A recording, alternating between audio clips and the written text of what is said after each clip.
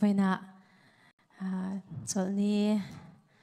nắng mà ni hậu nè na CBC nu bu conference hun kan mang thế hi kan lom tak zet ta hi mi zo che hian Milwaukee Chin Baptist Church thu soi turin le zai turin kai bua se wangin mi zo hi chan ka kal ngal do na chumi ma chan thu toi te soi ka do he sai lo nu po kan ti china tun chuma karon omna USA karon zin na chan. The reason why I've come to the US this time round is to promote unity amongst Zofate. Zo na thak zong chin unau te le mi zo kan ti te heng trong sang mang zo mi unau te Portland ate po zo mi unau te bula rong bol na kanei do na Zofatin pum khat poi mo zia hi kan shelawang ti hi kala tu na po kan sia Myanmar kan ram le kan nam hi abuai mek ani ti kan sia Myanmar lo Manipur ate mun sang Bangladesh Tripura Mizoram ange po kan nam kan mi phun hi abuai ni ti hi kan she thau ome chumi kara chuanin enge kan na enge nu bu ho kan bathiani na min pek enge kan rian tranak mo kan na tho tu ra hi kan sia chia na nga ya chu rombung som pali chang som pasaria chuan pathian pen nak chu ele dina silo pathian kingdom chu ele in lam anilo dainak le dinnak thiang tharau ilom nak ani zo kani ti akha voina hian rem na zong tur zo kani na lai hian keimani chan vo thawa hian Mizoram chon hers na sang kan chinu naute refugee ral tlan te pon an lo tok ani the maro chu mangai takin thei to pin kan lo tuam hloma meta hei comments te lo ngoin ru te pon na mai the mai chu kha kan zawai ru ni lo ania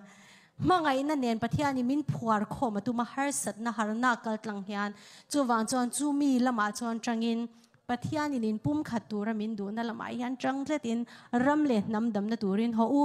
I thok tlang zelang u ti in ka som du cheu ni rem na zelang u dainak dinnak I zelang u ti kha lalparo puinan ka soi dua tuna ka hasak tur hi keizong hi dir huna hin dir ko mat ning lo ka soi thiam lo mai theya boipa mingal ka si hi ka cha za e ti kha lalparo puinan karon sadua chuan chuan helei mitin huthiam lo man na se lo boipa mingal ka si ka cha za e lalpan keimani min shia ta athunga kanom hi apoi mo berani tin lalparo puinan kan zaenge